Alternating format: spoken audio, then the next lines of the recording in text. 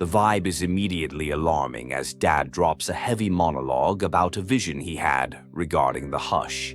He is basically soft-launching his disappearance, claiming he is on the verge of a breakthrough that could fix everything. He leaves Katja with the massive responsibility of watching over Amma and the family, which is honestly a lot of pressure for someone just trying not to get deleted by a sleep demon. Amma is completely losing the plot, drifting in and out of reality like a bad connection. She is talking to people who are not there, and Katja is trying to keep her grounded while packing bags. It is heartbreaking to watch the matriarch glitch out like this. Katja has to be the adult now, which is a total mood killer for her survival era. Time for some DIY chemistry because survival requires a specific routine. Katja is following the recipe for Amma's anti-sleep infusion, but realizes she left her notes in the kitchen. It is giving cottagecore, but make it dystopian horror. She has to purify water and mix herbs just to stay conscious, because sleeping equals death in this cursed simulation. We are getting into some weird science territory with cymatic discs and resonant frequencies. It is like Dad was trying to drop the sickest beat to cure a plague. Katja is spinning discs and tuning peaks, trying to replicate a ritual that looks more like magic than science. It is very aesthetic, but if she messes up the frequency, it is game over.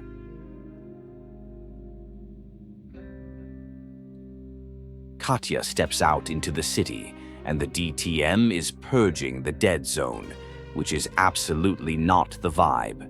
She spots the pain eaters, who are these edgelords turning suffering into an aesthetic.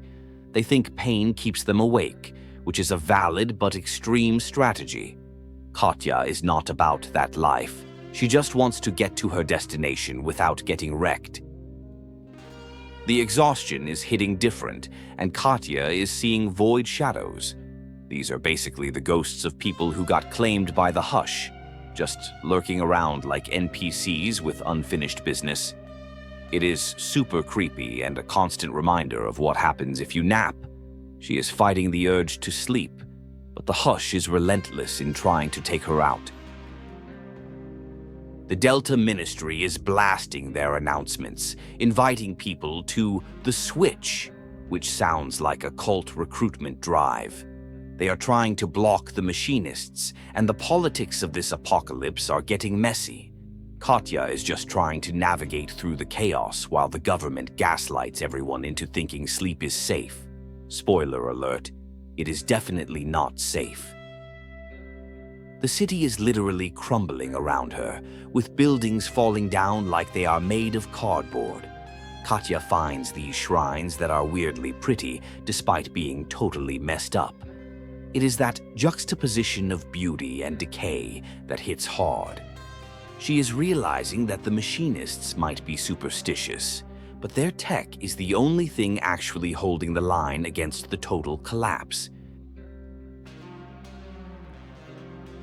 Katja takes a hit of something that is definitely not approved, desperate to stay awake. She apologizes to Amma because she knows this is a slippery slope. The DTM guy, Trovich, is on the intercom preaching about benevolence while threatening to kill everyone.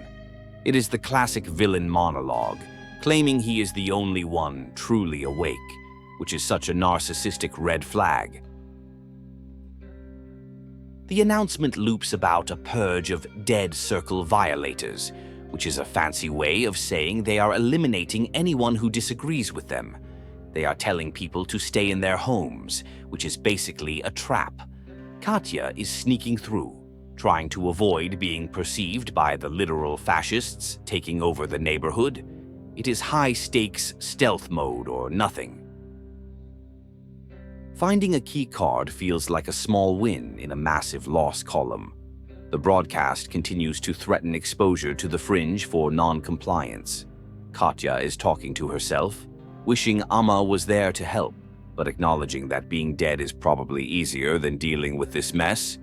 The emotional damage is compounding, but she has to keep moving forward. Katja stumbles into a Delta theater, which is supposed to be a rejuvenation center, but is actually just a sleep trap. It is abandoned, creepy, and the customer service is non-existent. She tries to get help, but the only response is a recorded message.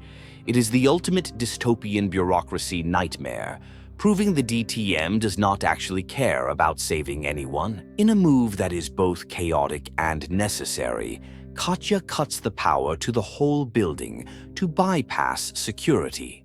She accidentally turns off her neighbor's fridge in the process, which is a minor tragedy in the grand scheme of things. It is a messy solution, but when you are running on fumes, you do not have time for elegant engineering. Katja makes it back to Amma, but reality is starting to glitch hard. She is hallucinating scenes from the past, trying to feed an Amma who is barely there. The conversation shifts to the swell and hearing chains, which is ominous foreshadowing. Katja is struggling to distinguish between memory, dream, and the waking nightmare. Her grip on what is real is slipping fast. Suddenly, we are in a flashback or a dream sequence playing hide and seek with Bo and Dad. It starts wholesome but quickly turns into a horror movie. Bo runs off, Katja cannot catch him, and the childhood innocence is corrupted by the looming threat of the hush. It is a manifestation of her trauma, replaying the moment she lost control.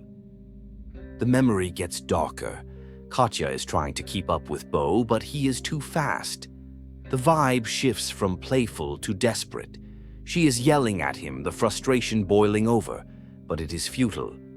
This is the core memory of her failure, the guilt that drives her entire existence. She could not protect him then, and she is terrified she cannot save him now. The dream sequence reaches its tragic climax. Katja is too tired to keep playing. She needs to sleep. Bo tries to help her, but she pushes him away. Then the entity, Het, appears to tuck them in. It is the moment the hush claimed them. Katja wakes up to the realization that her fatigue literally cost her brother his life. The guilt is crushing. Snap back to reality, and Katja left the water running like a total amateur. The basement is flooding, the tanks are empty, and her plants are ruined. This is a catastrophe because without plants, she cannot make the anti-sleep infusion. It is a domino effect of failure. She is spiraling, realizing her safe house is no longer safe. She has to leave or die. Katja decides to go to the Somnological Institute, Dad's old workplace in the control zone. She is hallucinating giant structures and sacred geometry, which implies she is tapping into the unseen layer of reality. She is walking through a dangerous zone on a sketchy dose of herbs, driven by the faint hope that Dad left something behind that can fix this mess. The lab is a wreck, but she finds Dad's audio logs. He was beefing with Xavier Prince, the DTM leader, about the hush. Dad was obsessed with arcane rituals and frequencies, while Xavier wanted to build sleep camps.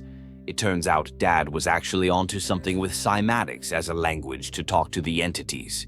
He was way ahead of the curve. Katja finds more tapes where Dad admits to experimenting on himself, which explains why he went bald and crazy. He discovered that the hush has a consciousness and that specific frequencies can repel it. He basically turned himself into a human tuning fork. He realized the Pain Eater's rituals actually work to a degree, which is a wild plot twist. Desperate for a fix, Katja raids the pharmacy but finds it looted. She finds one mysterious file that might be useful or might kill her. At this point, she is running on spite and adrenaline. She injects the mystery juice because the alternative is falling asleep and becoming a shadow. It is a gamble, but she is all in on this mission. The audio logs get increasingly unhinged. Dad talks about singing the chorus to keep the entities at bay. He mentions that even if they take his body, they cannot take his heart. Katja realizes Dad did not just die. He transformed or ascended. He became part of the frequency. This recontextualizes everything. He is not gone, he is just on a different wavelength. Katja finds what looks like her dad, but he is hooked up to machines, being harvested or tortured. It is a body horror nightmare. She tries to save him, but it is a trap or a delusion. The DTM guards or entities attack, and she has to run. It is pure chaos, and she sees the physical toll of his research and the cruelty of the DTM. The escape turns into a full-blown trip through dimensions. Katja is falling through memories and impossible geometries. The entity, Het, is taunting her, claiming that reality is a cycle and she cannot break it. It is very surreal. She is arguing with a godlike being while falling through the void, asserting her own existence against a force that wants to erase her. Katja encounters a being of pure energy, which might be her dad's ascended form. He tells her the chorus will protect her. This is the turning point where she stops being a victim and starts becoming a warrior of the mind. She realizes she has the power to tune the reality around her. The fear is being replaced by understanding and connection. Back in what seems like the physical world, she finds a secret room with a camera obscura. It is Dad's hidden sanctum. She uses the runes and tuners to recreate the frequency he discovered. This is the puzzle-solving climax where she has to align the perspective to see the hidden truth. It is all about seeing the world not as it is, but as it could be. The camera obscura reveals the City of Ash, a hidden dimension overlaid on their world. Katja realizes this is where the vanished people go. They are not dead. They are just displaced. This gives her a new mission, not just to survive, but to bring everyone back. She finally understands what Dad was trying to show her all along. The DTM forces breach the perimeter because of course they do. They are threatening to purge everyone. Katja is caught between the mystical revelation and the fascist military crackdown. She has to flee again. But this time she is armed with the truth. The DTM looks small and petty compared to the cosmic reality she just witnessed. Het drags Katja into the Sephorium, a twisted realm of eggshells and milk-like fluid. It is disgusting and symbolic of false rebirth. Het shows her the family she lost, trapped in this nightmare, trying to break her spirit. Het wants Katja to accept that resistance is futile, but Katja is too stubborn to give up. She sees through the illusion. Katja has to navigate a stealth section against a blind monster in the basement of this nightmare world. It is tense and gross. She realizes the monster relies on sound, which fits the theme of frequencies. She uses her wits to get past it, proving that even in the heart of darkness, human ingenuity can outmaneuver cosmic horrors. Katja finds the source, the heart of the stolen lives. She realizes she can tune the frequency to disrupt the machines feeding on them. She starts tearing it down, metaphorically and physically. She is not just saving herself anymore. She is freeing the energy of everyone taken. It is a moment of pure catharsis as she smashes the system eating her world.